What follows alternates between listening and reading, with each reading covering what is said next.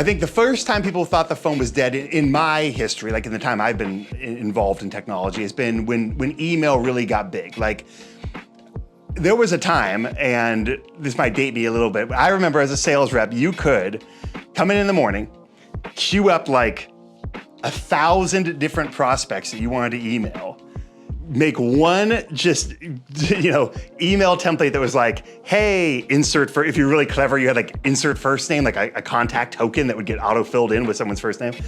And it's almost like mail merge back in the day for Outlook. This is really gonna age me. For people who were sending out direct mail, same sort of thing, but for email. And you would go ahead and you'd just click send, and I would send all 1,000 emails at once, and they'd be delivered, which is already crazy. Even crazier than that, people would actually open them and read them. And even crazier than that, a decent percentage would respond to these emails as if you had reached out to them directly with a personalized email. It was crazy. I mean, that's like the heyday, right? Like, that was amazing at the time. But then something happened that I think is part of the greater story of what always happens, which is this game of salesperson getting a hold of prospect is a cat and mouse game. And as technology evolves for the salesperson, typically it lags behind a little bit, but then it becomes, a technology that also helps and facilitates the prospect not being reached out to at the same time. So back to the days of email, I'm sending out 1,000 emails in the morning, and boom, I'm gonna get responses at the end of the day. And I'm thinking to myself, I will never have to use this phone again. I mean, maybe to do the purchase order at the end of the day, but like, apart from that, I'm gonna get all these meetings booked. These people are gonna respond to these emails. I'm gonna move my sales forward in bulk. And everyone thought, oh God, telephony's dead, for sure, right? But then what happens is something that happens in war, it's something that happens in trade, and it's something that happens in sales, which is whoever you're up against is going to adopt technology to try and combat your technological edge. So as salespeople, we've adopted now customized emails and mass emailing as a tool to reach out to prospects. And what are they gonna do? Well, their sysadmins and their email providers are gonna start coming up with ways to block those emails. So suddenly you start seeing emails be shuffled into folders based off of whether it's spam or not, emails be marked undeliverable because you've sent too many emails to one domain over some period of time. That's especially bad now. I'll get into those reasons as we go on. Just in general, it stopped working. And so you had a couple clever companies like ActiveCampaign, and then later on, like Outreach and Sales Ops, like sales engagement platforms that really build themselves as, instead of mass emailing people, we're going to sequence these emails. So I remember ActiveCampaign, it was novel at the time. They're like, we're gonna drip out email on day 1, then again on day 2, then if they don't respond to either of those, maybe a third on day 3, each with different templates. So it seems like, ooh, you're being crafty and replying to each of these people differently, all this stuff. That sounds great, right? And of course, it worked for a period of time. And then what happened?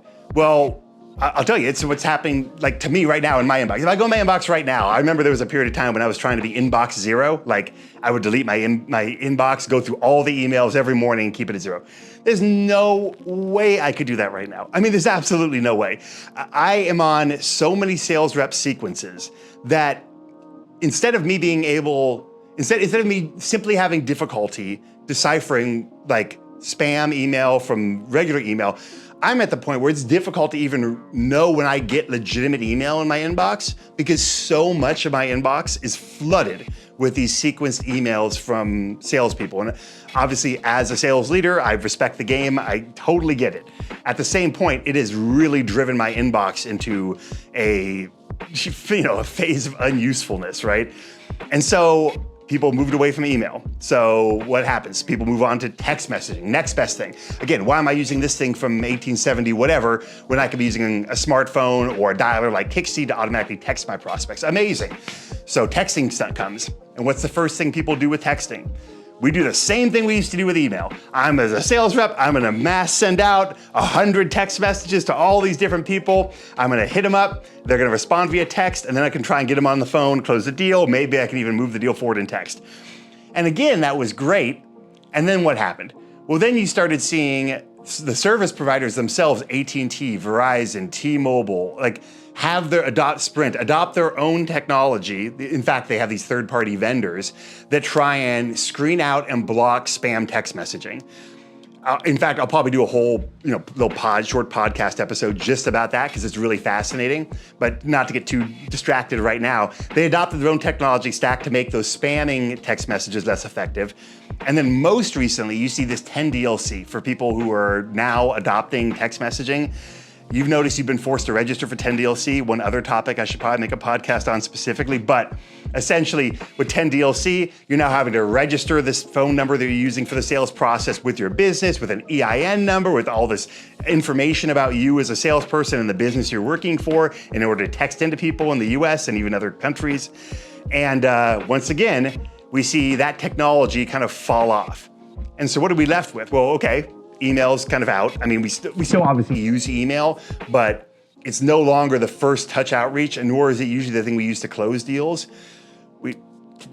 Texting also very difficult and becoming increasingly difficult as the FTC kind of really cracks down on it. Zoom, which you're right, you can definitely do video meetings, and those are great for closing deals or even navigating the middle part of the sales process. But for that initial outreach, you can't initial outreach a Zoom meeting to somebody if they haven't already agreed to have that call with you. And that's 80% of the problem, right?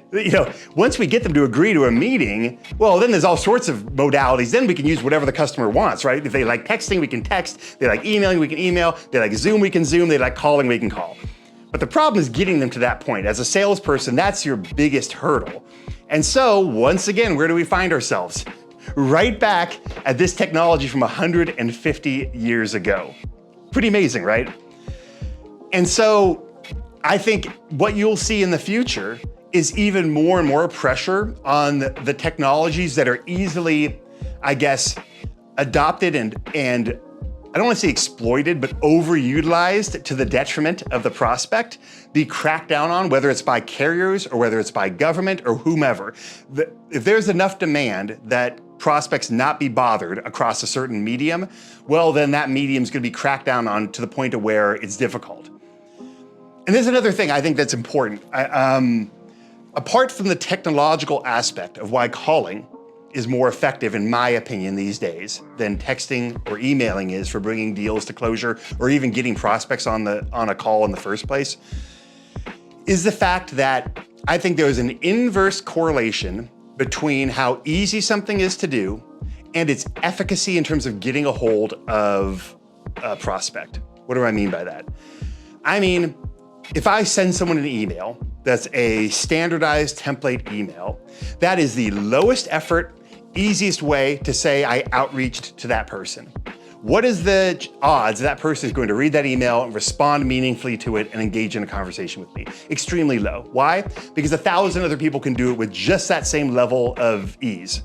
And so I'm gonna be flooded with it, just like my inbox is now. If I send a text and it's customized to that person, well, it's a little better, but still, it's pretty easy to send a text. It's not, with a text message, I'm gonna be blunt. It's a lot easier to be rejected and turned down and be told no over text than it is over a phone. It just is. So as a salesperson, the hesitancy you have with making a call is almost always gonna be greater than a text because one, you gotta respond to someone right then, right there, and if they reject you, it's gonna sting a whole lot more than if they do it over text. It's the same reason why people these days have a bad habit, in my opinion, of wanting to break up with people over text, again, because it's easier. It's easier, right? And so with ease comes overuse, comes exploitation, and comes reduced efficacy with getting a hold of that prospect. Someone texts me out of the blue as a salesperson, I'm mostly gonna be annoyed and it's very unlikely that I will call them back or text them back or whatever. Someone calls me, ooh, now we're getting a little warmer. Calling somebody is difficult. If you are somebody who doesn't work in sales, I think oftentimes you look at a salesperson and you think to yourself, they're getting paid how much to do what? That's crazy, anybody could do that. But then you sit that same person down and you say, okay, I want 80 cold calls today to people you've never spoken to before. And you gotta be charming, you gotta be personable, you gotta relate to them, you gotta get them interested enough in the product to book a future demo or conversation with you, and you gotta not be turned off by them just dunking on you on that call, telling you to never call them again, berating you for interrupting their day, that kind of thing. And now you do that for a month, 2 months, 3 months, while you're under quota, and you see how well you perform against your compatriots. It's gonna be tough. It's gonna be a lot tougher than text messaging or emailing, and that's why it's more effective. It's more effective because it's harder. I'll take it to an extreme. If somebody wanted to get a hold of me as a sales director, and I'm not encouraging you guys to do this, but if you were to drive down to Kixie HQ, stand at the front door, knock on the front door, say, hey, I really wanted to talk to David about something, or I have this deck I really wanted to share with him, and hand a USB drive, that is difficult, it's time consuming, hardly anyone's gonna do it, and guess what? It's gonna reach me. I am going to look at it. In fact, every time someone has applied for a job at Kixie and they have come in person to hand deliver a resume, as old school as that is, I have read that resume and I've passed it on to the hiring manager who's making that hiring decision. I can definitely not say that for every phone call that's come in with someone wanting a job, or every email that's come in for someone wanting a job. Certainly not for everyone who's just like messaged me on LinkedIn looking for a job, right? Because those are low effort, easy things to do. And so I get inundated with them from all the people that are easily able to hop over that barrier. And I think that's a lesson to take from the telephone, I think, just to sales reps in general, which is the lower effort something is, the easier it is, the less rejection you have to face in doing it, the more people are going to do it, the more inundated that medium is going to become, and the less effective that medium is going to become. And barring that, the technology is also going to catch up to the point where there's defense catches up with offense, and that technology is going to be harder and harder to use in the future. So that's why I think the telephone right now is more effective than it has ever been.